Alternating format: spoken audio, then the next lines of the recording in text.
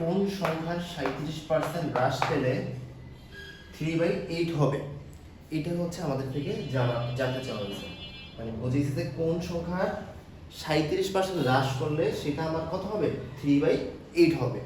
তো আমরা ধরি যে আমার সংখ্যাটি কত, সংখ্যাটি ধরলাম x, ঠিক আছে।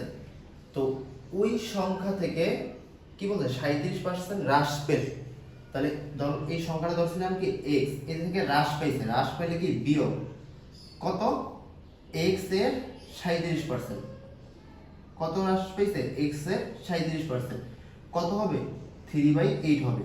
এই লাইনটা আরেকবার একটু বুঝি, এই লাইনটাই হচ্ছে আমার মেন কাজ, যে কোন সংখ্যার, তো সংখ্যাটা আমরা ধরছি কি x, তো কোন সংখ্যার 37% হ্রাস পেলে, তো সংখ্যাটা লিখলাম, এটা থেকে কি বলছে হ্রাস পাবে, তো হ্রাস পাবে তাহলে মাইনাস কত পার্সেন্ট, 37%, কত এর, ওই সংখ্যা, তাহলে সংখ্যা x এর 37% ইকুয়াল কত, 3/8।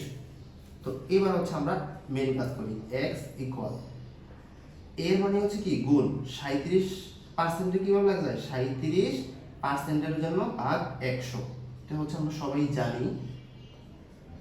এবার কি করব, এই x এর x মাইনাস এটা একসাথে লিখি 37x, আর নিচে হচ্ছে কত 100, 3/8।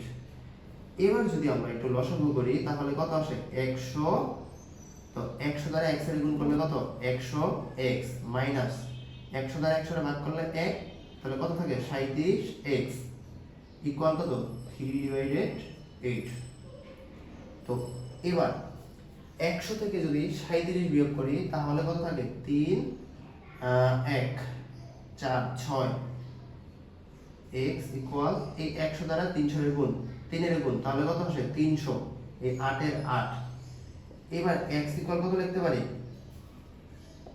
300, আর এই 8 63 কত আছে আমার গুণ আকারে আছে, যদি যাই এই পাশে কি আসবে ভাগ আকারে আসবে।